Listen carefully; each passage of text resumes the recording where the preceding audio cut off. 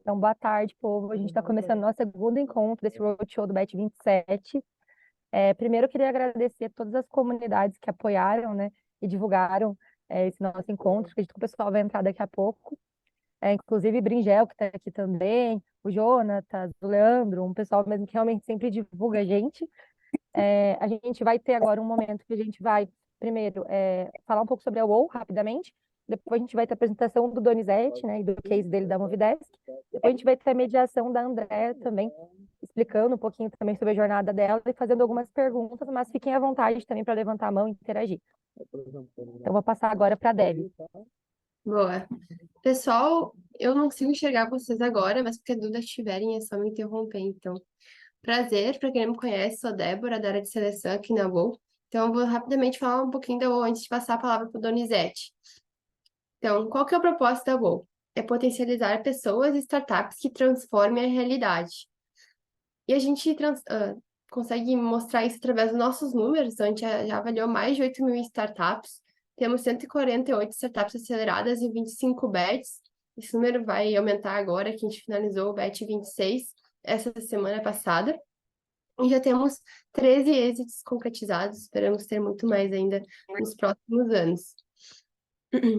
Aqui trago rapidamente a linha do tempo da UOL. Então, a cada 2 anos, a gente monta um novo fundo de investimentos. A UOL já tem 10 anos, então agora a gente finalizou a Investac 6, que é um fundo que tem 52 milhões para investir em startups nesse estágio early stage.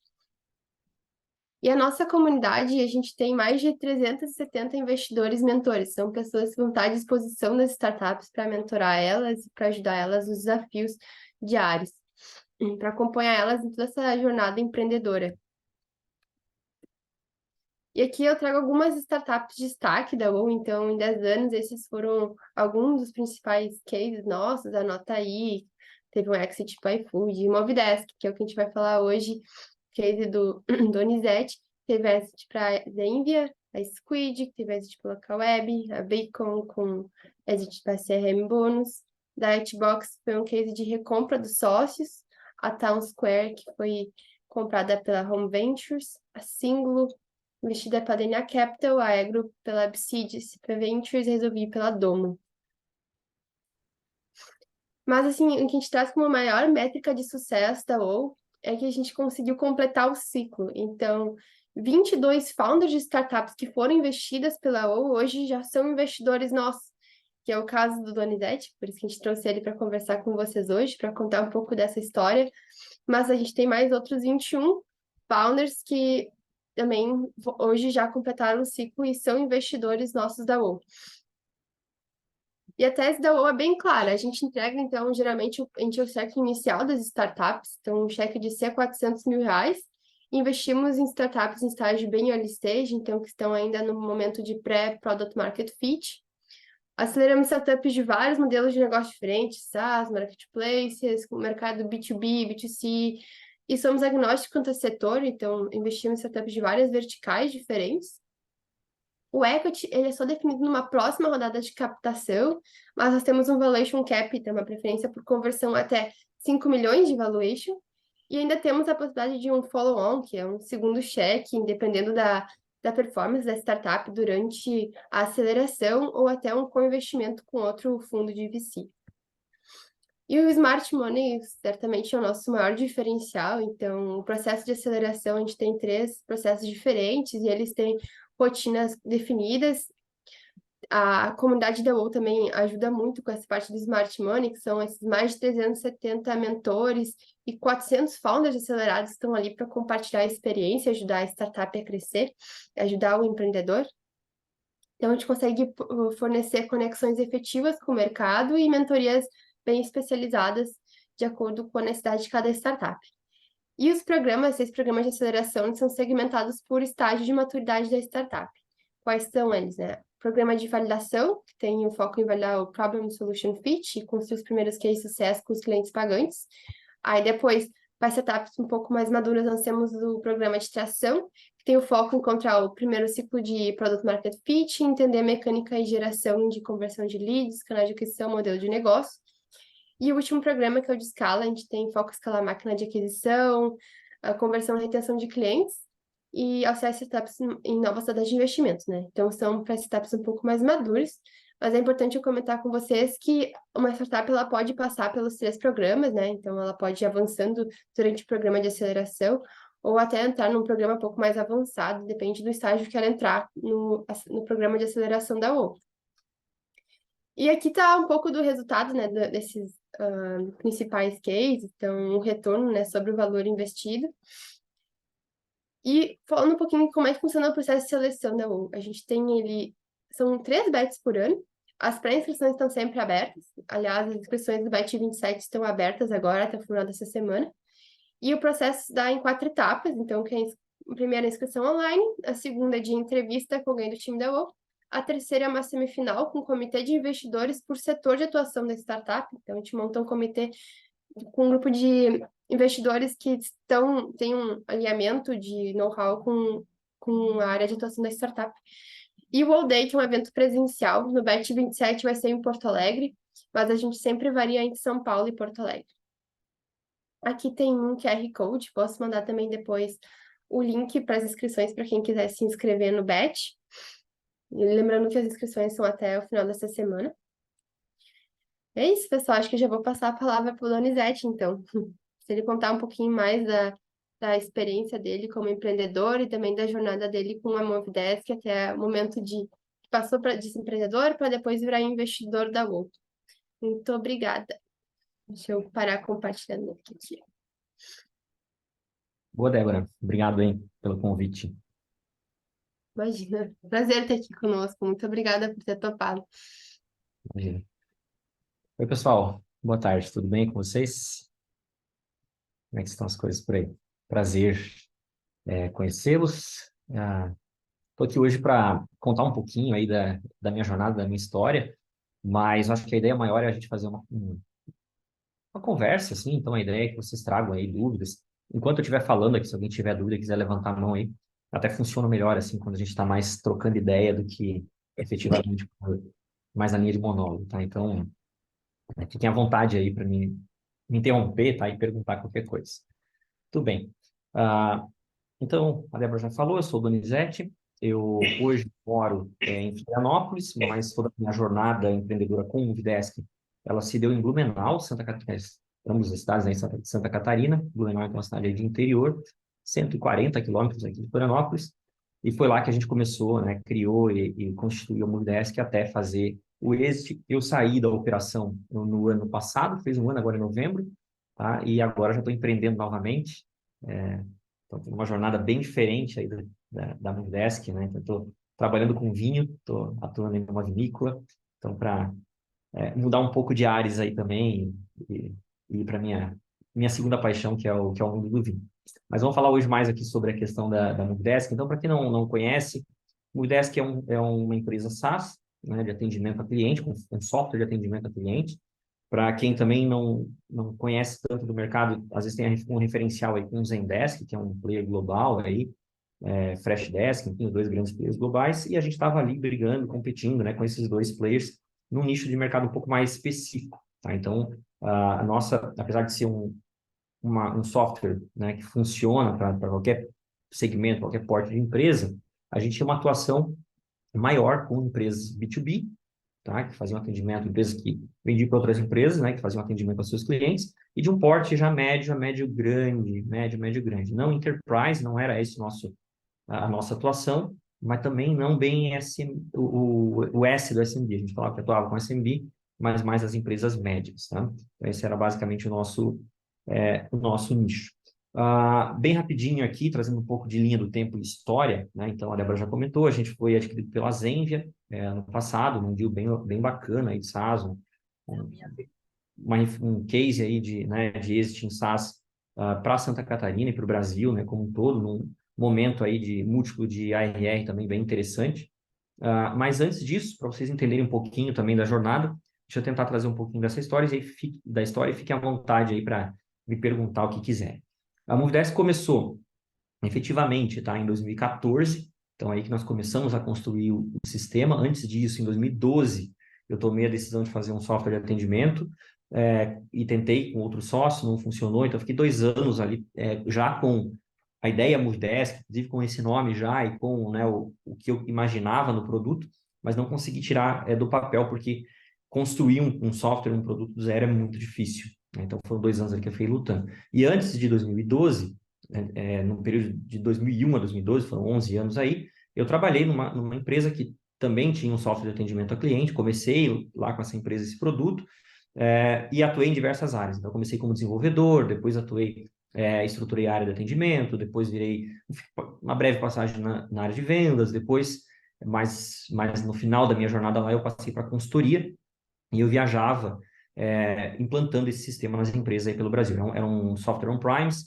aí sim mais focado em empresas maiores, então eu tinha uma experiência um pouco maior com empresas de médio grande. Passei um tempo na Embraer, implantando software lá, BR Foods, TV Globo, então uma série de empresas grandes eu atuava implantando esse sistema. Mas eu identificava, né, nessa minha jornada, desde a área técnica, inclusive mais na área de relacionamento e na área funcional, eu identificava uma série de gaps, uma série de pontos que eu acreditava, né, dentro da minha opinião, que poderia ser melhor, que a gente poderiam ser melhores trabalhados, né, e que poderiam dar um resultado mais interessante. Então, por isso que, com essa minha bagagem e experiência, eu decidi sair e fazer um Movidesk que não era assim, então saiu e fiz uma cópia daquilo que atuava até então. Não, era assim, cara, como que dá para fazer diferente esse negócio? Naquele tempo estava vindo o SaaS para o Brasil, e aí já juntou, né, essa visão funcional diferenciada com o modelo SaaS, e a gente conseguiu, então, unir o útil ao agradável e fazer um SaaS de atendimento.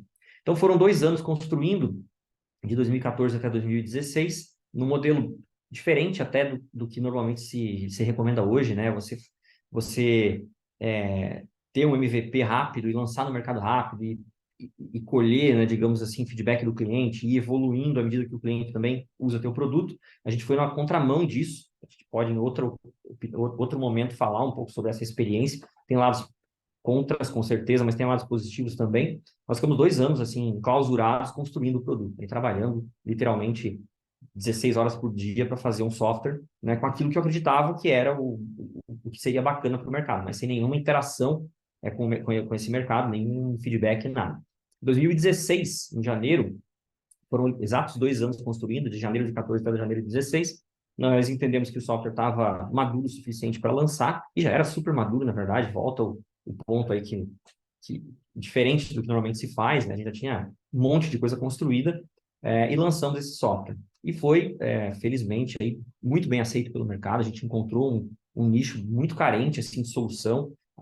Hoje já tem bem mais assim, no mercado, na época não tinha tanto, tá? Aliás, tinha muito pouco, as empresas, na grande maioria, usando software caseiro, ou usando software on-premise, ou tendo muita dificuldade para fazer o atendimento ao cliente, e quando se falava em junção de canais, aí era um problema maior ainda.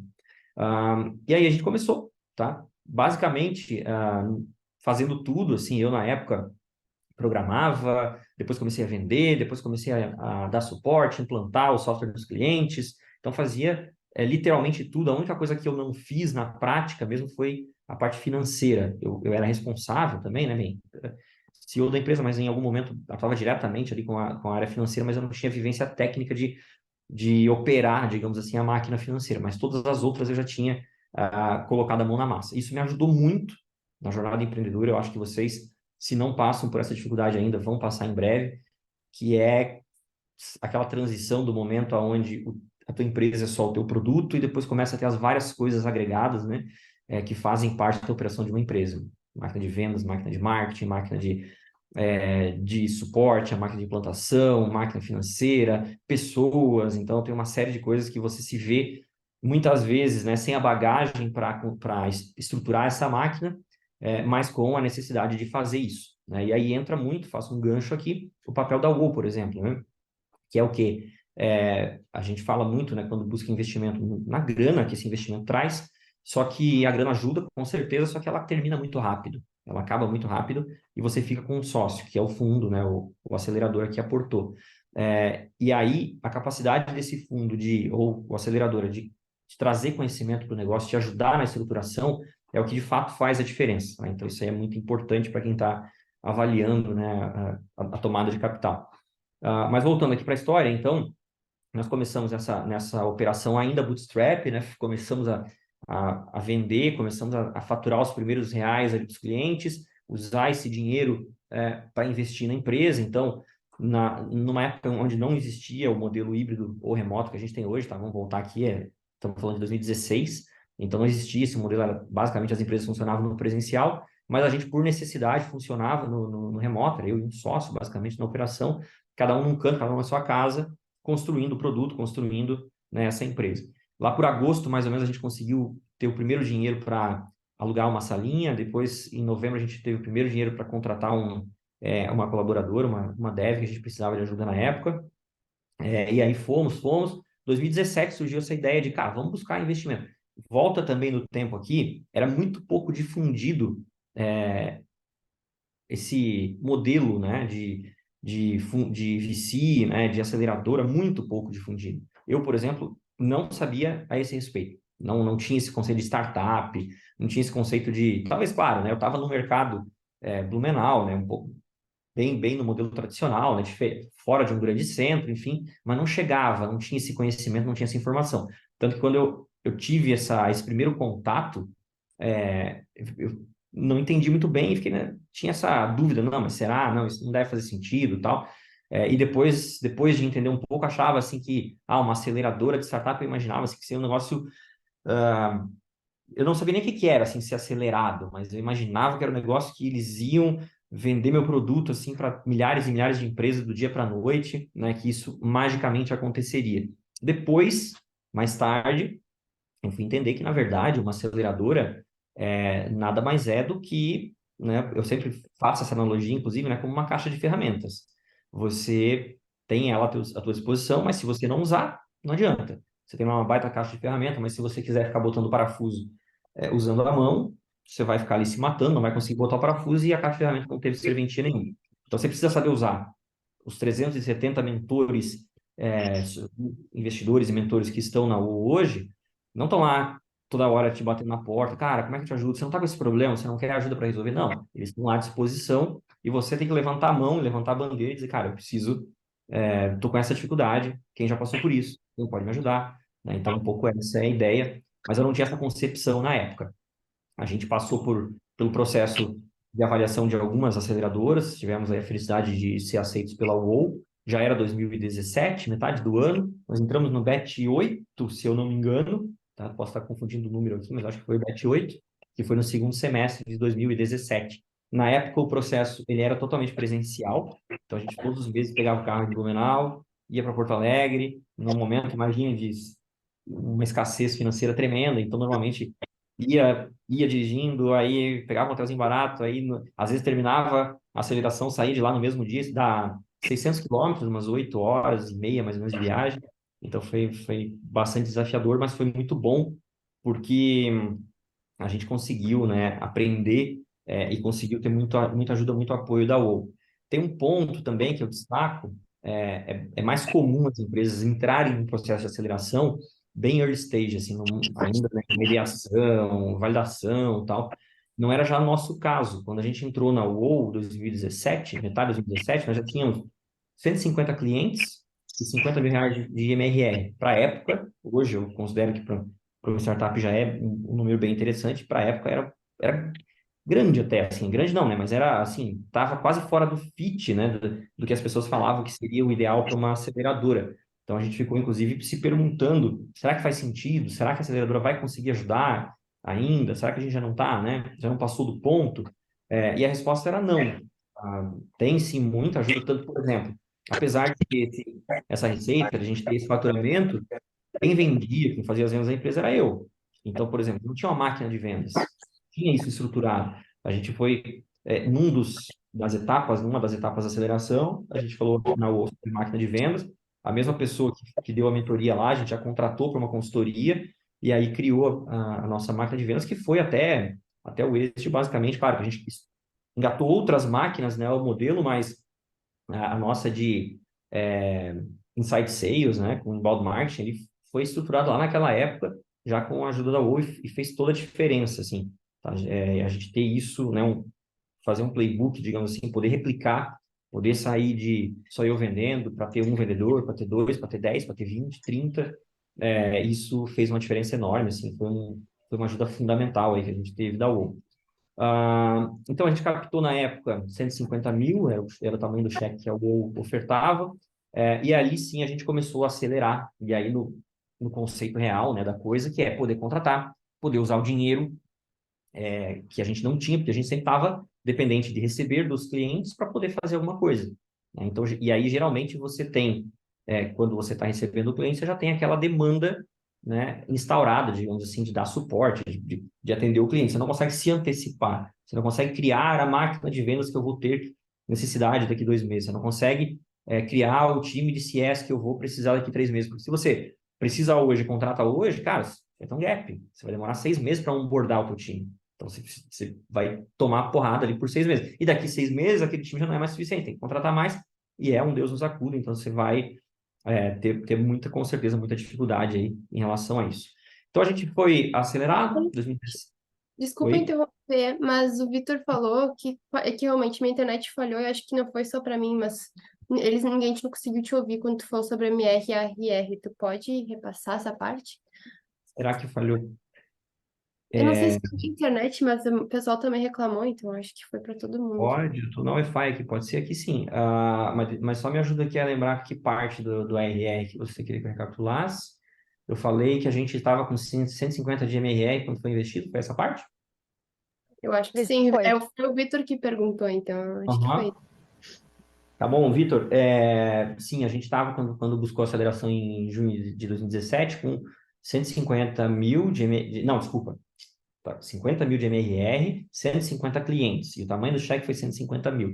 Então tinha essa dúvida, né? Pô, eram 3 meses de faturamento, então tinha essa dúvida. Lembra que a gente falou com algumas pessoas conhecidas, fazer, será que faz sentido trazer um sócio, um fundo, uma aceleradora, sendo que o cheque que vai ser aportado basicamente, né, equivale a 3 meses do faturamento? Será que já não passou do ponto? Será que a gente já não está grande demais, digamos assim, para uma aceleradora? Daí a gente depois constatou que não, que felizmente a gente seguiu, né, no processo e constatou que não tinha passado do ponto, fez muita diferença. Por exemplo, uma delas, a gente conseguiu em 2018, né, fazer a primeira rodada de investimento, fizemos a rodada Seed com a Ape Seed e com o Redpoint. O Redpoint não opera mais com o fundo Redpoint, mas era um fundo muito legal, mas muito legal mesmo, assim, que investiu em muita gente bacana aí, né? Desde a RD até, bem, um monte de empresa grande aí, foi bem legal. Aportou um puta conhecimento pra gente. Então, quem fez a ponte para a gente conseguir conversar com fundos, não só com esses dois que a gente captou, mas com vários outros, foi a UOL. Então, foram os contatos da rede de contatos da UOL que, digamos assim, viabilizaram, né, que a gente fosse falar com fundos e fazer aí, digamos assim, esse início já da nossa rodada seed. E tem uma diferença muito grande quando você, empreendedor, sem nenhuma chancela, sem absolutamente nada, bate na porta de um fundo buscando um investimento, que isso acontece aos baldes todos os dias, né? Então tem uma diferença muito grande quando alguém te recomenda, quando uma aceleradora com um nome a zelar, né, já com uma barra, né, estabelecida, sabendo quem está pronto, quem não está pronto, conecta com o fundo e diz, olha, eu tenho uma startup aqui que eu acho que está pronta para conversar com você, né? Então, porque elas não podem indicar qualquer empresa em qualquer nível de maturidade, senão também perde a reputação, né? Então, isso faz uma diferença muito grande. Então, entre outras várias coisas, uma das coisas que a UOL ajudou e ajuda muito é isso, te conectar com o fundo que vai fazer a próxima rodada e depois, eventualmente, a próxima e a próxima. É claro que quanto mais você cresce, né, e você vai expandindo, o nível digamos, de contribuição, de atuação e de contato da UOL, ela vai diminuindo. Por exemplo, no começo, quando a gente estava no processo de aceleração, eu acho que a gente tinha reunião toda semana, com o Felipe, que inclusive está aqui.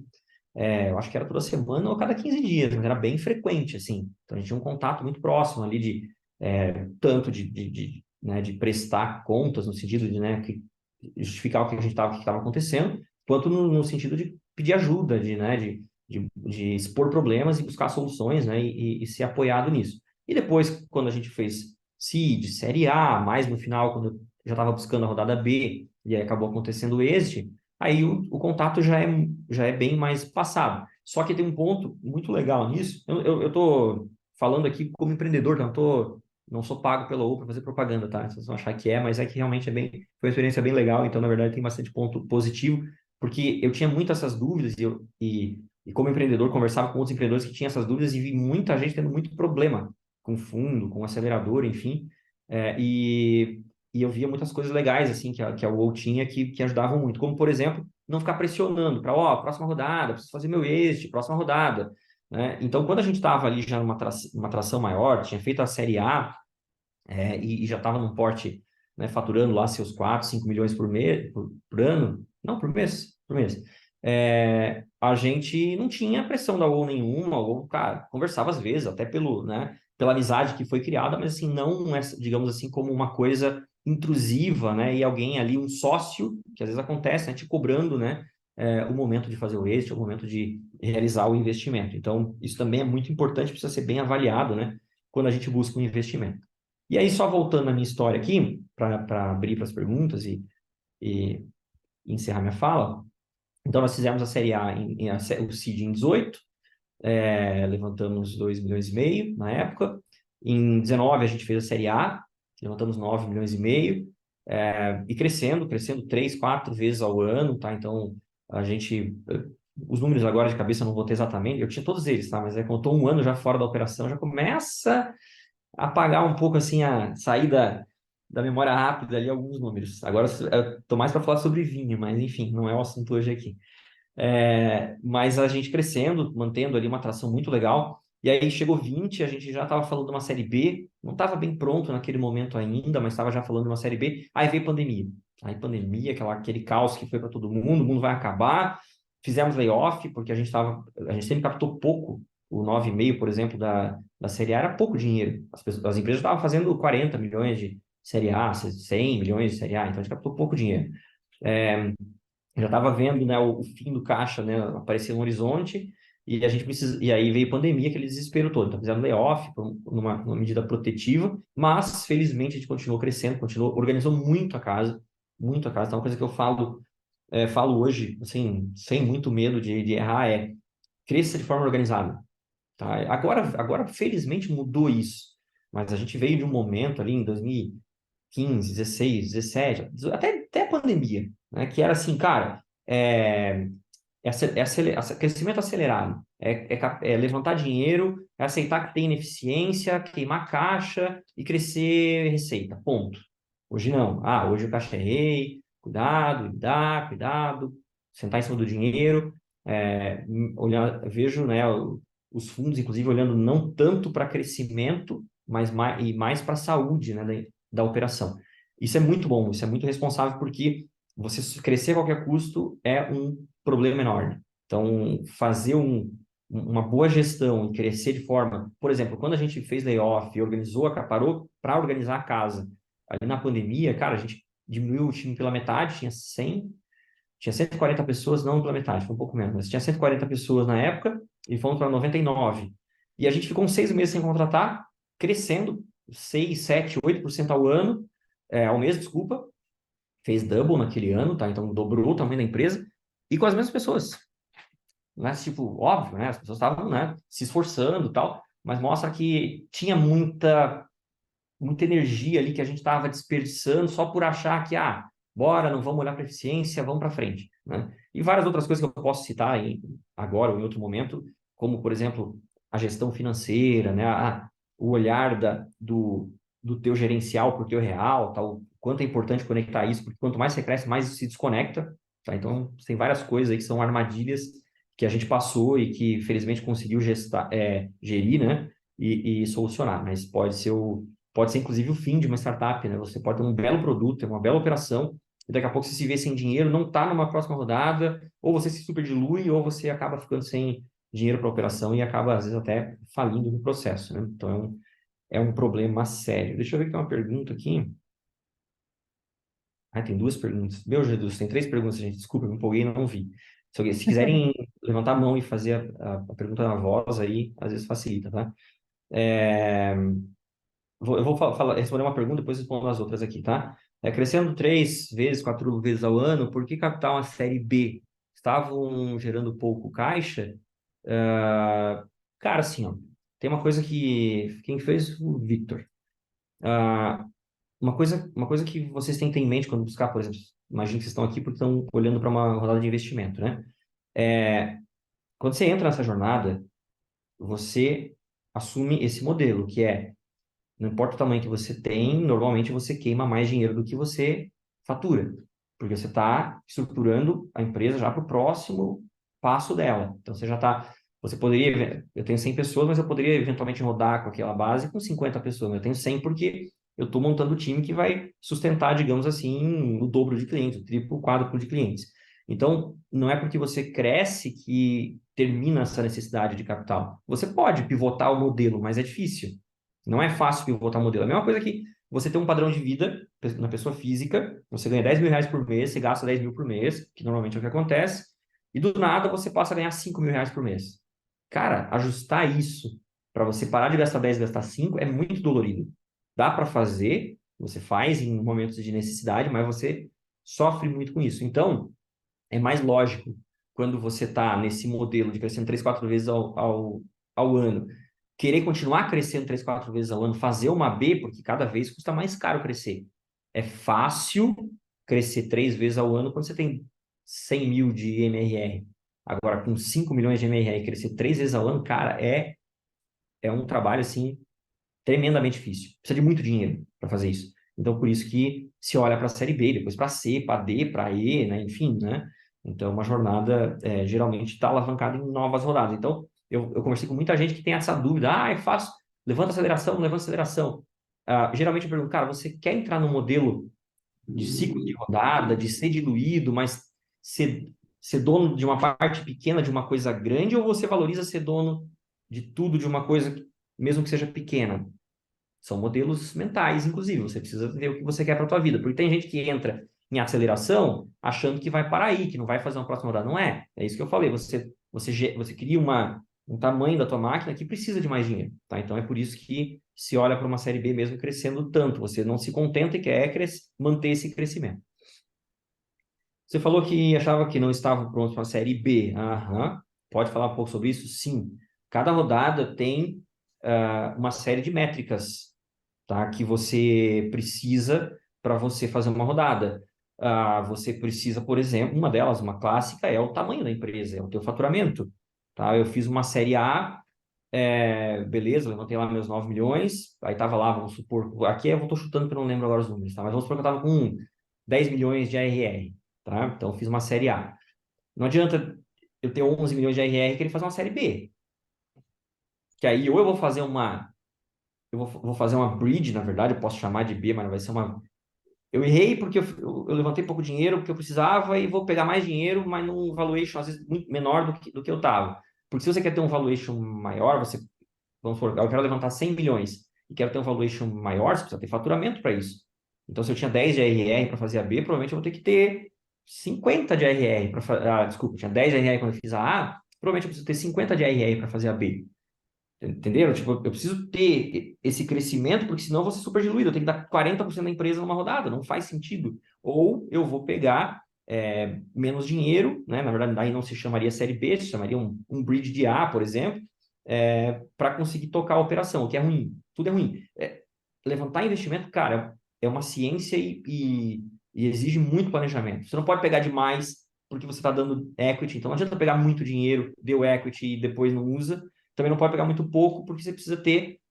Eu comparo uma rodada de investimento com uma viagem, assim.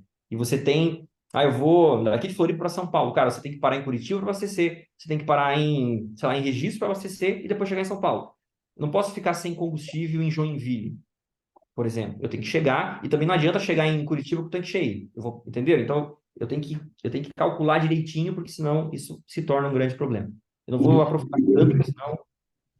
Pessoal, Opa. Donizete, só antes estava com dificuldade de a Andrea estava caindo, eu não estava conseguindo falar com ela, mas agora ela voltou, que ela é empreendedora da Gol também, mediadora da nossa reunião. Então, eu vou passar a palavra para ela. Andrea, tá aí? Não sei. Tô aqui sim, tô Desculpa, acompanhando, Andréia. aprendendo muito. Desculpa, Andréia. Eu me empolguei lendo as perguntas aqui e esqueci que é você que. Eu acho que você quer fazer isso, né? Não, imagina, você fique tranquilo, Donizete, você está dando uma aula aqui para nós. Não, mas pois é, Andrea, se puder compartilhar um pouquinho da tua história também como empreendedora, e depois puxar as perguntas, aí pode puxar também do pessoal do chat. Vai que fizer sentido. Eu acho que a gente foi meio contemporâneo aí na UOL, a turma da Standout foi o batch 6, se não me engano, e foi o segundo semestre de 2016. Quando a gente entra no batch da UOL, a gente, na verdade, começou muito antes, assim, nesse sentido, a gente estava recebendo o segundo cliente, os nossos clientes são B2B Enterprise, então tem uma formatação um pouco diferente dessa história do Donizete, mas a gente também, numa certa medida, a Standout ela faz um trabalho de conexão entre as indústrias e os varejistas, né, os e-commerces, então a gente leva conteúdo da indústria para dentro. E teve um momento onde a gente precisou, de fato, criar esses conteúdos, mandar esses conteúdos a uma rede de varejo e passar a fazer as vendas e tal. Então, quando a gente recebe o cheque da UOL, a gente estava, sei lá, no segundo cliente, vendas pequenininhas ainda, era um outro momento. Mas o que me chama muito a atenção nessa trajetória do Donizete para o Exit as rodadas que ele foi tendo, né? Ele foi contando. Eu queria saber se tem algum milestone que vai casando com esses investimentos e com essas rodadas, assim, aonde ele estava, o que você estava pensando nesse momento, Donizete? Onde estava o teu foco? Olha, quando eu atingir um determinado faturamento, eu vou estar pronto para a próxima rodada. Qual que era o teu pensamento para você falar, não, a próxima rodada vai ser nesse milestone, a outra vai ser no outro? Qual era o teu pensamento para essa definição? Boa, obrigado, André. Eu estou falando, deixa eu só fazer aqui um parênteses, tá? Eu estou falando num contexto, tá? 2019, 20, 21, 22, até 22, né? Então a gente olhava para uma coisa. Agora, depois dessa reviravolta toda aí do mundo tech, né? Talvez já se estão olhando para outras coisas, eu não estou tão contextualizado, tá? Estou falando também do meu modelo, tá? Do que a gente olhava, tá? Então vai na tua pergunta, né, André? O que eu olhava para saber, né, qual era o momento da próxima rodada? Então, assim, num SaaS, né, como a gente vinha, assim, SaaS, SMB, é tudo muito... São receitas, assim, tá? Então, os fundos têm basicamente os seus padrões, né? E a gente sabia exatamente, assim, qual que era... e aí, o que a gente olhava? Receita. Faturamento, receita. Alguém perguntou aqui, mas o que fez captar? A margem baixa? Sim, não tem margem, tá? Tem burn. Então, você não... Vamos pegar um modelo aqui. Quando você busca investimento e está pegando dinheiro para crescer, depois pega dinheiro para crescer, você está queimando. Se você gera lucro, está gerando lucro, né? Não vou falar caixa, você gera lucro. Eu não aconselho ninguém a levantar, a não ser que seja muito estratégico. Eu preciso de ajuda de um estratégico para entrar no mercado, né? Aí, ok. Mas se não, você pega dinheiro, você ou não pega dinheiro, ou pega dinheiro do banco, que é muito mais barato do que você pegar de um fundo. É muito mais barato pegar dinheiro do banco com 10% ao ano de juros, 15% ao ano de juros, do que pegar de um fundo que você dá um equity, dei só 15% da empresa. Cara, se você fizer um exit de 1 bi, você deu 150, às vezes pegou 10 milhões e o fundo saiu com 150, né? Então, olha se você tivesse pego esse dinheiro no banco, a diferença que teria feito. Mas, respondendo a tua pergunta, André, respondendo também um pouco das perguntas que surgiram aqui, eu dei uma lidinha aqui, vi que tem mais coisa nessa linha, você tem margem de receita, tá? Falando dos meus números lá da época, talvez isso agora mudou também. Mas, por exemplo, eu sabia que para fazer uma B, eu tinha que estar no mínimo em 50 milhões de RR. E a conta era muito simples. É múltiplo, porque como é que se pega investimento? Você olha o cheque que você quer, eu queria um cheque de 50 milhões. E a diluição que você quer. Poxa, uma diluição em B geralmente é 20%. Difícil ser 10, também tá errado se for 30, 40. Você não vai dar 40% da empresa numa B. Senão você vai chegar numa série E sem nada, você ficou com 1% da tua empresa. Você tem que chegar lá em... Normalmente se falava, não sei como é que tá agora as métricas, mas se falava em chegar no fim da jornada, né? Numa série E, numa IPO, alguma coisa assim, com 15, 10, 15, 20, 15% da empresa, na mão do founder, né? Ah, mas são vários founders, aí tem que equalizar isso entre os founders, né?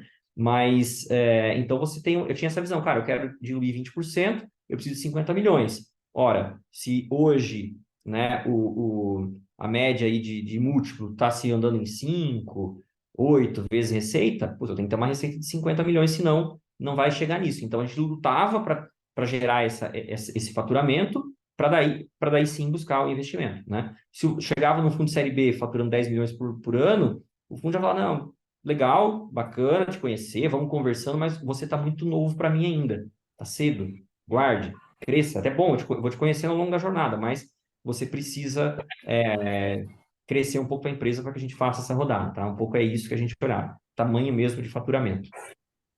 E, por exemplo, quando vocês resolveram fazer o acordo com a Zenvia, como que fez para vocês conseguirem acomodar todos os interesses, né? Que interesses eram condições para você, que você não abriu mão, e que condições você pôde negociar? Conta um pouquinho disso. Uhum. Isso é um dilema, tá? É um dilema porque você não tem certo e errado, ou tem várias formas de certo, várias formas de errado, depende do que você quer, né? Então, assim, putz, se eu tô no início de jornada, toda a lenha para queimar, cara, eu sei que meu business vai estourar no mercado, faço um exit agora? Não, né? Tipo, mas é bastante dinheiro. Cara, bastante quanto? Né? Porque às vezes, eu lembro, cada etapa da jornada que a gente olhava para achar que, meu Deus, quanto dinheiro. Depois que passavam 2 anos, cara, captou pouco. Porque dinheiro é muito relativo. Muito pouco, é muito relativo. Depende em que ponto você está e de que ponto que você olha para ele. Então, agora, você entende que, cara, vamos fazer umas contas. Se eu fazer uma B, fazer uma C, fizer uma D, tiver muito sucesso nisso, né, aí vou sendo diluído, e a empresa lá na frente for vendida, vai ser aí 2 bilhões. Quanto que dá para mim? Tá. E se eu sair agora, que eu tenho bem mais percentualmente da empresa, nessa proposta aqui que está super legal, quanto que dá? Mesma coisa, ou até mais. Ok, tá bom, mas vamos pôr dinheiro checked, né? Então, quer dizer, se eu ficar na jornada e tiver muito sucesso, talvez eu ganhe menos ou a mesma coisa do que eu sair agora. Tá bom, então a questão de dinheiro aí está sendo vantajoso, mas não é só dinheiro, né? Putz, eu tô mega com tesão no negócio, apaixonado, tenho lenha para queimar, quero tocar. Putz, se eu vender, eu vou ficar com a sensação de que eu perdi um filho e vou ficar mega arrependido. Não venderia também. No meu caso, eu tava 15 anos nessa jornada, ralando um monte. Mas, cara, não tinha patrimônio nenhum, assim. Tudo que eu ganhava ia pro negócio. Não tinha nada, tinha um carro e um apartamento, basicamente. Então, não tinha liquidez nenhuma. Então, eu tava já naquele momento tinha um filho já na época ali, 7, 8 anos que eu não vi crescer, só trabalhando e tal. Então, eu tava pronto para pivotar a vida, para ir para outros áreas, para curtir um pouco e poder usar um pouco disso, né, enquanto ainda tinha condições. Então, a decisão de vender vem muito com base nisso, né? O meu olhar na proposta atual, com o percentual que eu tenho hoje, né, ou seguindo a jornada, tomando as diluições de rodadas que geralmente ia acontecer, tendo sucesso, porque muita coisa pode dar errado no caminho, né? Você pode, daqui a pouco, o mercado mudou, você caiu. Não, eu fiz a conta, tendo sucesso. Quanto que dá? Pô, dá mais ou menos a mesma coisa, cara. Então, eu tomei essa decisão muito com base nisso. E você acha que tem algum erro que foi cometido nessa jornada rumo ao êxito, né?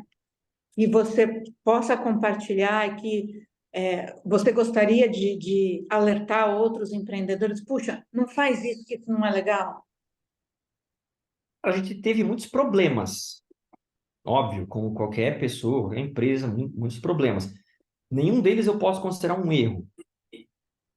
Por quê? De verdade, assim, sem demagogia. Será que se não tivesse acontecido, eu teria chegado no mesmo lugar? Por exemplo, eu tive problema com sócio. Porra, podia, no primeiro racional, pensar, cara, porra, podia não ter feito essa com esse cara. Tinha opção, a ideia era minha, foi eu que busquei sócio. Cara, ele teve contribuições e aportes na jornada que talvez, se não tivesse o cara, não teria conseguido. Ele provocou um monte no produto, eu mudei muita coisa com base na visão dele. Foi ele que buscou algumas coisas que eu não teria buscado, né? Então, é muito difícil. Se eu tivesse o comparativo, né? Com esse fato, eu cheguei aqui, sem esse fato eu teria ido além, aí eu poderia dizer, cara, eu não faço isso. Agora, eu posso falar muitas coisas, cuidado, sim, mas falando de coisa boa, inclusive. No nosso exit, que é um processo super moroso, super complexo, quando a gente vendeu a empresa, a gente estava ali com 60 milhões de faturamento anual, já era uma empresa instituída em Cayman, então tinha uma série de estruturas legais, tinha lá seus 250 colaboradores, então já era uma empresa complexa do ponto de vista operacional, com fundos na mesa, sócios, enfim. Uma coisa que ajudou, que não é normal nesse tipo de eixos, todos os advogados, tanto os nossos quanto os do comprador, citaram, cara, como assim não tem ressalva? Ressalva é basicamente você passa por uma due diligence de uma Big Four, normalmente, e os caras vão apontando um monte de coisa que pode dar problema. Por exemplo, PJ, por exemplo, rolo com cliente. Qualquer coisa vocês vão vendo que pode dar problema, eles vão lá, anotam e reservam parte do preço para cobrir, digamos, esses passivos, aí, esses problemas que podem acontecer. E a gente fez esse processo e não teve nenhuma ressalva, zero.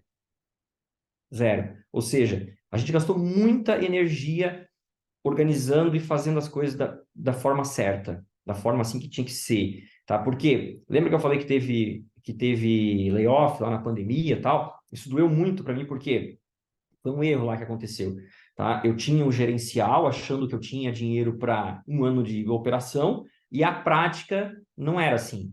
Porra, mas como vocês não perceberam? Cara, tente ter 2.500 clientes com faturamentos pequenos, juntando tudo, muito funcionário, com 50 sistemas diferentes, operando normalmente de forma desconectada, com uma pessoa tendo que alimentar 20 fontes, para ver como é fácil desconectar o real do gerencial. É mais fácil desconectar do que não desconectar, né? E a gente, quando teve a pandemia, que teve layoff, eu prometi para o pessoal, cara, comigo não terá mais layoff por esse motivo, assim, de se equivocar. Pode acontecer por outro motivo, mas, assim, a gente vai ter uma gestão muito, muito, muito, muito afinada, tá? E isso fez com que a gente tivesse um êxito muito legal, assim. E isso, inclusive, valorizou o preço da empresa.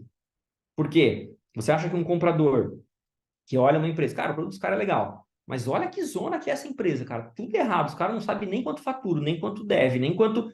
Tudo endividado, tudo capenga. Você acha que o preço vai ser bom? Ou se o comprador olhar uma empresa e falar, cara, essa empresa é um relógio suíço. É tic-tac, tic-tac. O produto é bom, é estável e as coisas funcionam. Será que essa empresa vale mais? Então, investir no back-office é uma coisa que faz muita diferença. E não adianta pensar, mas eu sou muito pequeno. Lá na frente eu organizo. Quanto mais você crescer, mais difícil é organizar, tá? Quanto mais você vem organizado do início, mais fácil e mais facilita para você continuar certo e não se acostumar com os vícios ruins, tá? Vícios ruins são muito fáceis de se acostumar e depois para tirar é bem difícil. E, por exemplo, você acha que essa tua experiência, esse ponto em particular que você trouxe de trabalhar como um reloginho, isso você leva para o teu olhar, para a tua fase agora de investidor? É para isso que você está olhando? O que você, nessa sua nova fase, né, como investidor, o que você está levando da tua experiência de empreendedor ou dessa tua experiência de exit, enfim? Sim, toda experiência que a gente adquire na vida a gente vai usar depois de alguma forma, né? Não tem como não, né? Eu como investidor, na verdade, tô mais, digamos assim, hoje na própria UOL, mas muito mais com o intuito de ajudar, tá? De estar aqui como... Então, o empreendedor precisa de uma ajuda, uma dica, alguma coisa da operação, alguma coisa de gestão. Ah, eu estou com dificuldade, preciso montar um board. Ah, eu tenho que fazer uma ata, tá? Eu estou mais para ajudar do que necessariamente para criticar e, digamos assim, filtrar alguma coisa. Mas, sem dúvida, assim, para mim, tá? Falando como pessoa física, olhar para uma empresa diligente, responsável, séria, preocupada, que quer crescer. Vamos voltar aqui um ponto, né? A gente crescia 2, 3 vezes ao ano, né? Porque senão, podia dizer, também é fácil, né?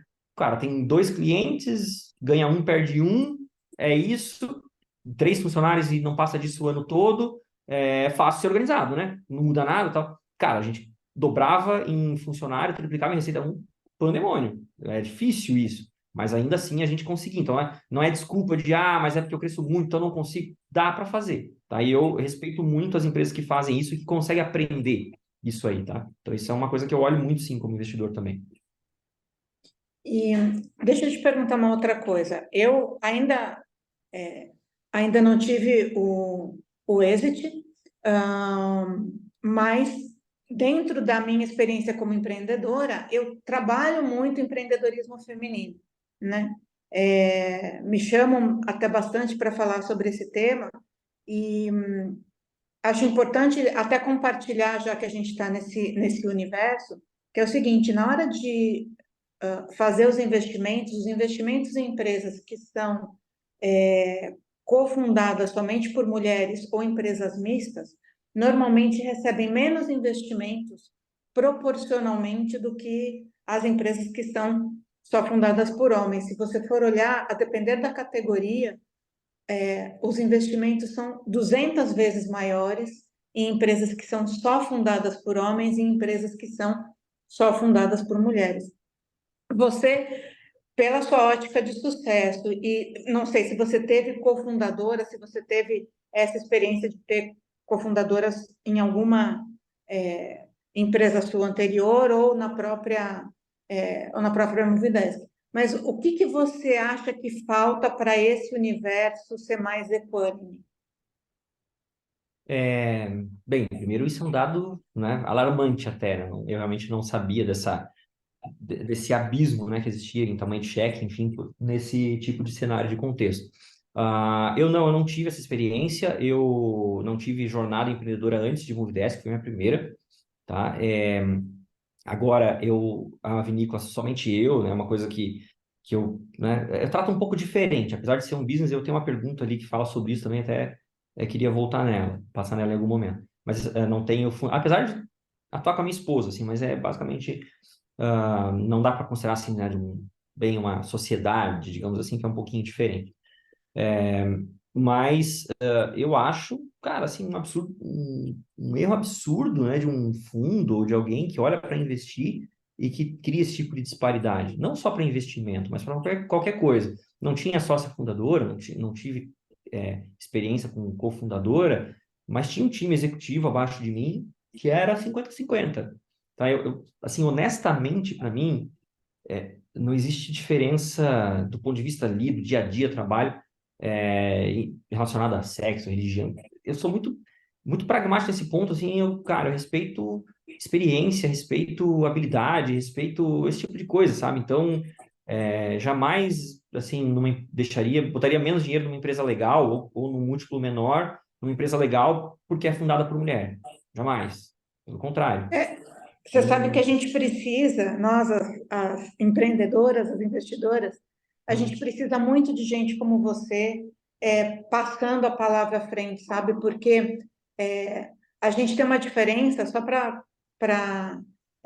finalizar esse ponto, são mais ou menos 4,7%, 4,8% das empresas que são cofundadas somente por mulheres. Essas empresas recebem cerca de 0,04% dos valores investidos, né? 100 vezes menos como média. Então, a gente precisa muito, peço para que você, nessa sua jornada de investidor, olhe com carinho para esse tema, porque somente com o apoio, né, de pessoas como você que a gente vai conseguir dizimar essas diferenças.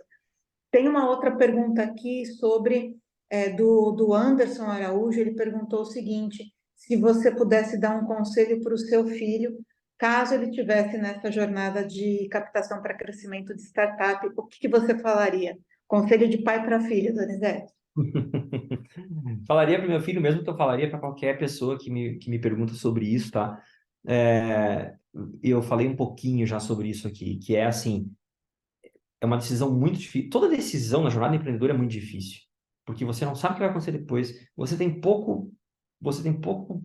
Muito pouco comparativo, porque no fim das contas é tudo muito restrito, as informações, os problemas que acontecem mais sérios, eles ficam em quatro paredes, tá? Então, é difícil de você, às vezes, né, saber exatamente o que é bom e o que é ruim. E tem mais de um jeito de fazer a coisa certa, mais de um jeito de dar errado. Às vezes tem uma coisa que foi muito legal para mim, para você vai ser muito ruim. A mesma coisa, exatamente a mesma coisa. Aí tá ligado a contexto, momento, tá ligado a várias outras coisas. Mas eu diria assim, ó, se você está buscando captação, primeiro tenha certeza que você quer isso, que você está disposto a isso. Primeira coisa. Tá? Por quê? Uma coisa é você ter uma empresa tua, que você faz o que quiser, quando quiser. A outra coisa é você ter fundos investidores. Cara, fundo investidor está ali visando retorno. Não tem emoção. Ai, mas meu produto, mas minha empresa, que eu lutei tanto para criar. Cara, tô ali visando retorno. Você está disposto a tratar isso como um negócio e, eventualmente, no momento em que você tiver, talvez, uma janela de saída, você talvez não está tão afim, mas talvez a constituição dos fundos te leve a levar a fazer esse êxito, ou você não quer, você já está cansado de lutar e você é empurrado para uma nova rodada, para continuar crescendo alucinadamente. É isso que você quer? Tem um monte de gente que sim, cara, quero tesão, fazer crescer, quero ser grande, quero impactar, né? Ou não, cara, eu não importa em ser pequeno, médio e ter a tranquilidade de fazer as coisas ou não fazer se eu quiser ou se eu não quiser. Então, esse é um primeiro grande ponto. Se você topa, cara, eu quero, isso é para mim, que legal. Aí eu te digo, cuidado. Converse com empresas que já foram investidas por esse fundo. Pega lá o portfólio, não só os nomes que o próprio fundo te indicou. Vê lá, cara, todo mundo tem acesso hoje. Quais empresas já foram investidas pelo fundo tal? Conversa com o founder ali, ó, posso te falar em off aqui, cara, em off. Qual é a tua experiência com esse fundo? Como é que é? Foi legal? Os caras ajudam ou os caras atrapalham? Conheço um monte de casos de fundo que atrapalha, que fica daí só cobrança, que fica impondo regras na operação, que fica cobrando coisas que, cara, ao invés de ajudar, porque é muito difícil, é fácil alguém sentar numa cadeirinha e falar, você está fazendo errado, você é incompetente, isso aqui não está legal. Ou o fundo está ali te ajudando, disposto, encarando os problemas, te expondo, né, a soluções diferentes, a pessoas que podem te ajudar. Tá? Então, olha muito para isso. Como eu falei, o dinheiro de uma rodada, ele acaba muito rápido. E o sócio fica. Então, cuidado, porque é um sócio. Encarem o fundo como um sócio. Você tem que olhar para ele e falar assim, eu quero esses caras aqui como meu sócio, dono de uma parte da empresa, né, e tomando decisão comigo. Isso que vocês têm que avaliar, tá? Isso que eu daria de conselho. Porque, eventualmente, os teus sócios iniciais, os teus co-founders, você teve oportunidade de conhecê-los, né? Por mais tempo. É um risco mais embasado, mas dentro de um fundo, esse sócio ele é ainda uma entidade relativamente não tão bem conhecida, né? Pois é, mas talvez esse é parte de um problema, e eu sei, na prática é difícil de lidar, mas se você tiver oportunidade, deveria, que é o seguinte, você sai atrás de dinheiro e começa a conversar com o fundo quando você precisa do dinheiro. Aí sim, você não tem tempo de ficar conhecendo, de relacionar um monte. Cara, você está desesperado atrás de dinheiro, porque já chegou no momento de captar e você já está precisando. Talvez você devesse falar assim, cara, eu vou estar pronto para uma série A daqui 2 anos. Mas eu já vou começar a conversar com o fundo de série A justamente para isso que a André falou. Conhecê-lo como eu conheceria um sócio, porque a hora que ele entrar para minha empresa, ele vai ser um sócio. Eu fico de olho nas notícias sobre aquele fundo, nas empresas que estão investidas, eu vou conversando, vou tendo interação com os próprios membros desse fundo, tal, para que na hora de fazer uma rodada, eu já tenha uma interação e um conhecimento maior sobre o fundo e possa, né, já não lidar com um completo desconhecido, tá? Então, não é fácil isso, mas é o que manda, digamos assim, o manual de boas práticas para você levantar a rodada. E o fundo também, tá? Mesma coisa. Assim como você tem essa preocupação, o fundo também tem. Cara, vou botar meu dinheiro nesse cara. Quem é esse maluco, cara? Será que ele não vai lá jogar toalha amanhã, ou não vai fazer um monte de lambança, não vai... O fundo também quer te conhecer e precisa te conhecer. Ele tem digamos, essa visão que não é assim, só toma aqui meu dinheiro e seja feliz. Então, às vezes tem fundo que fala, porque a gente é muito rápido. Cara, a rodada de investimento leva 1 ano para fazer. Não adianta pensar que não é. Leva 1 ano. Então, o fundo também quer te conhecer e te ver operando por esse tempo para saber se você tem condição de gerir o capital, como é que você lida em situações difíceis, enfim. Tá? Então, tem que se antecipar, senão dá problema mesmo. E o pessoal está dizendo aqui, está contando para nós que já acabou o nosso tempo, né? A gente já está tenho aqui tempo, no... então, se quiserem seguir. Pois é. Então, Eu talvez a também, gente, mas se vocês puderem, é que eu também não sei sobre os compromissos de vocês, talvez dava para responder só as perguntas que ficaram pendentes no chat. tem uma pergunta aqui Vamos ver se a gente consegue, pelo menos, cuidar dessa aqui. O Tiago, ele menciona o seguinte, será que os 15 anos da sua startup não foram os responsáveis, né, pelo a sua saída exitosa, né? Será que teria sido possível essa saída com tanto sucesso, não fossem esses 15 anos de experiência prévia? Uhum. Essa pergunta é boa, cara. Essa pergunta é muito boa. Porque eu acho o seguinte, tá? Eu vou conectar essa pergunta aqui dos 15 anos, com uma outra que eu vi antes aqui. Quer ver? Aqui, ó. Depois do êxito, com o bolso cheio, o que te fez já entrar numa nova jornada? Tá? Eu acho ela muito boa também e conecta com essa de baixo aqui, tá? Eu tenho conversado com muito empreendedor, assim, bem early stage, começando, e a pergunta que eles me fazem é: o que eu tenho que fazer para ter um êxito de sucesso? Cara, de verdade, você tem que esquecer que tem que ter êxito. Primeira coisa. E conecta com a pergunta ali, né? Pô, agora que tá com o bolso de dinheiro, vai investir de novo. Cara, mas eu não fiz por dinheiro. Nem na primeira vez, nem agora. Se fosse isso, realmente, sim, não faria nada, né? Mas na primeira vez também não. E eu tenho visto muito empreendedor hoje muito preocupado com, cara, quanto dinheiro eu vou ganhar? Cara, você nem fez o negócio de sucesso ainda. E muito assim, o que eu tenho que fazer? Me diz aqui o que eu tenho que fazer para agradar o cara do M&A. Não, cara. Você tem que criar um negócio exitoso, de sucesso, sexy, para alguém olhar para ele e falar, quero te comprar. Aí você vai dizer, não, eu não quero vender.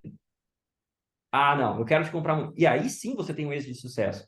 Porque se você ficar desde de early, já batendo na porta de possível comprador, cara, como é que você vai fazer? Quando você vai me comprar? Sabe quanto que ele vai te pagar? Uma mixaria. Porque é a regra da vida, cara. Quando você está desesperado querendo vender uma coisa, você vende por pouco. Quando aquilo te é valioso e ele tem valor realmente, e você nem está tão afim de vender, tem uma parte que eu não contei aqui, as primeiras abordagens sobre vender empresa foi, não quero vender, eu estou crescendo muito, eu tenho lenha para queimar. Então, os caras tiveram que insistir muito e melhorar muito a proposta para que eu dissesse, tá, e aí sim fazer aquela conta que eu falei que eu fiz e tal. Então, tem uma parte que eu não trouxe. Então, gente, sim, os 15 anos fazem toda a diferença.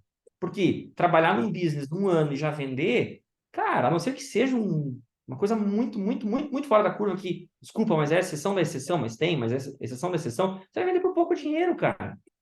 Aquilo lá não tem valor ainda, nem nasceu direito. Então, trabalhar muito, fazer aquilo crescer, ser parrudo, fazer aquilo ter valor para você e para o mercado é o que faz você ter um êxito de sucesso, tá? Então, e aí, nesse contexto, eu diria, cara, você está empreendendo por dinheiro? Talvez seja melhor ser funcionário, cara, que aí o dinheiro vai vir de certeza todo mês e tal. Porque empreender, cara, é maior a chance de você não ganhar do que ganhar. Tem que ter outras coisas que te movem a fazer aquilo para você, de fato, daqui a pouco ter, né? O dinheiro, ele é um efeito colateral que quando você não espera. Basicamente é isso que acontece. Porque você está tão focado e dedicado naquilo e fazendo com tanto amor e tão afim que aí aquilo passa a ser valioso para os outros também. E aí você faz um êxito de sucesso, tá? Então, acho que é um E o pouco quanto disso. a gente reinveste na própria empresa, né? Assim, o ano passa, o outro ano entra, e você está lá reinvestindo e fazendo aquilo crescer, fazendo o bolo crescer. Não é um pensamento de o que você tira, mas o quanto você pode crescer com aquilo que você tem, ou o quanto você vai adquirir para, de fato, colaborar nesse crescimento, né? Eu vejo, assim, de tudo, né? Mas, assim, vi muitos casos, assim, cara, a empresa fatura 30 mil por mês, o CEO tira 20 de MRR. Cara, de prolabore, né? Prolabore. Isso, cara, você tá matando a empresa. Você vai matar a empresa em pouco tempo. Vai tirar ali seus 20 por um ano e vai acabar aquilo. Não vai ter. Não tem como, sabe? Você tem, uma startup é uma planta muito frágil, uma mudinha muito sensível. Você tem que cuidar daquilo e dar o máximo de adubo e energia para ela poder crescer. É uma planta que sempre a chance maior dela é morrer. Sempre, sempre, sempre. É uma plantinha que está sempre mais para lado, está mais para morrer do que para viver. Você tem que fazer o milagre de fazer aquela planta crescer e dar frutos. É bem isso, tá? Não pensem que é diferente, assim. Você está mais pro lado da morte do que pro lado da vida. Depois você chega num ponto, beleza, mas até um certo estágio ali, quando você já inclusive é grandinho, é mais fácil você morrer do que você viver. Então, isso é uma empresa, você tem que dar tudo para ela, para que ela consiga viver. E aí, né, quando isso acontecer, beleza, você vai colher os frutos. Mas até lá, cara, é nada. Cara, até um ano antes de vender, se alguém me perguntar, o que você tem de patrimônio? Cara, nada. Ah, mas a empresa... Eu nem sei se vai ser vendido um dia, por quanto, se vai dar certo, se não vai aparecer um concorrente amanhã que vai me matar, que vai liquidar meu negócio. É tudo muito subjetivo, entendeu? E aí, ter esse pensamento ajuda a você não ficar tão nervoso, assim, pensando na saída, e quanto vai ganhar, e como vai ser e tal. Eu acho que ajuda bastante. E deixa eu só complementar uma coisa do nosso lado, assim. É, eu sei que a gente tem muitos empreendedores aqui, que podem estar no começo da jornada. Uma das coisas que pode dificultar o processo é você receber investimento de múltiplos investidores, pessoa física, né? Eventualmente grupos de anjos, alguma coisa assim. Então, garantam, acho que isso é um conhecimento que vem com a experiência, garantam que quando vocês estiverem trabalhando com grupos, ele esteja debaixo de um CNPJ montado para isso. Isso vai facilitar muito a jornada de vocês, a vida de vocês, inclusive no processo de êxito, né, dando aqui uma dica prática, né, Donizete, concorda comigo? Muito, André. Você me fez lembrar de uma história. Eu conheci tá, um empreendedor que ele tinha uma startup, bem early stage assim e tal, e ele captou uma grana, tipo 100 mil reais, por exemplo, com um cara, ele chamava de investidor, mas uma pessoa que tinha dinheiro. Uma pessoa que tinha dinheiro, sem, não é pejorativo, mas é uma pessoa que tinha dinheiro. O cara levantou, deu lá, acho que 10% da empresa, alguma coisa assim. E fracassou, a empresa dele não deu certo. Morreu. Tá? O que aconteceu? O cara cobrou, cara, agora eu quero meu dinheiro. Devolve meu dinheiro. Não, cara, como assim? Não é um empréstimo. Muitas pessoas vocês não entendem esse modelo de risco. Não, você não está emprestando dinheiro. Porque se está emprestando, ele vai te devolver lá na frente, quando tiver muito sucesso. Quando a empresa valer 500 milhões, ele vai te devolver 150 mil. É isso que você quer? Não, não, eu quero ganhar. Se a empresa vale 500 milhões, eu quero ganhar no mínimo 50 milhões. Então você tem que estar disposto a perder teus 100 mil também, cara. Entendeu? E aí o cara, pô, processou o cara, virou um inferno a vida do empreendedor. Tá? Então, eu tomaria cuidado com esse tipo eu iria mais para fundos mais profissionais, que conhecem o modelo, que entendem do business e que dá menos chance de dar problema, tá? Tem essa experiência, isso que você falou, assim, bem importante. Boa. Acho que a gente pode ir finalizando, pessoal. Não sei se tem uma última pergunta que faltou. Acho que não, né? Eu parei de ler as perguntas agora, mas se tiver alguma Eu, ainda... eu fui lendo, mas li todas as que tinham passado aqui na timeline, li todas. Pelo menos as que eu vi. Tá bem, eu não sei se tu queria fazer alguma última pergunta de finalização, Andréia, ou não.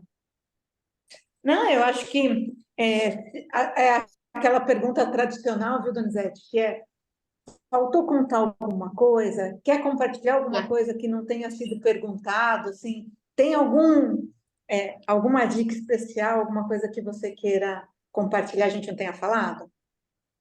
Faltou contar, a gente pode ficar aqui até dia 4 de dezembro de Quanto tempo a gente tem, né?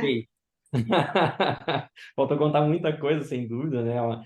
É uma vida. Mas, assim, brincadeiras à parte, não, eu acho que, assim, tem muita coisa, e muita coisa vem na pergunta. Eu sou meio esquecido, assim, né? Às vezes as pessoas me perguntam, eu falo, porra, é verdade, cara, isso é importante pra caramba. E às vezes me escapa, assim, na lembrança. Mas o que eu diria, gente, cara, primeiro parabéns, né, por vocês estarem dando a cara a tapa, né, e a fim de construir algo, e querendo empreender, e querendo sair do status quo, né, do lugar comum. Vocês já são vitoriosos, né, por isso. E tem que ter muito pé no chão, cara, muito pé no chão, porque tem muita, sabe? Tem muita buchitagem nesse mundo de empreendedorismo, startup. Uma coisa que eu falo sempre vou falar cara, uma pergunta que me fizeram e aí tem a ver com isso, tá? Então quer dizer que você teve sucesso no primeiro investimento, então o teu segundo é garantido de sucesso? Cara, não. Absolutamente. Eu posso fracassar redondamente no segundo, no terceiro, no quarto, e no quinto eu posso ter sucesso de novo, e fracassar no sexto, no sétimo, enfim. Porque, para mim, acima da pessoa, claro que isso ajuda pra caramba, tal, você ter um produto real, que resolve uma dor real do mercado, necessário e bem feito, é o que manda a tua startup. Vejo muita gente falando, pô, eu vim do mercado de CS, tá? Então, pelo amor de Deus. Muita gente falando, que o mais importante da empresa é o CS. Não, o CS é muito importante, atender bem o cliente e tal. Mas não adianta você atender bem um cliente num produto que dá pau toda hora, que não para de pé, ou que nem resolve uma dor do mercado. O teu CS vai ser simpático uma vez, vai mandar carinha a segunda, vai falar um monte de palavrinha bonitinha na terceira, e na quarta você perde o cliente, acabou, cara. E você morre igual. Então, assim, tem que atender bem? Tem. Não adianta ter produto bom e atender mal, mas vocês têm que construir um produto bom de verdade, que resolve uma dor real do mercado e que, de fato, tem condição, né, de crescer, de escalar e de ganhar mercado. Tá? Então, se concentrem muito nisso. Eu vejo empreendedor muito early concentrado em muita outra coisa que não construir uma coisa real, de verdade, produto mesmo, uma coisa que funciona, né? Sei lá, em qualquer mercado que seja. Então, eu daria esse conselho, tá? Um passo de cada vez, né? Sempre olhando para frente, mas concentrado no agora também, tá? E fazendo aquilo que de fato precisa.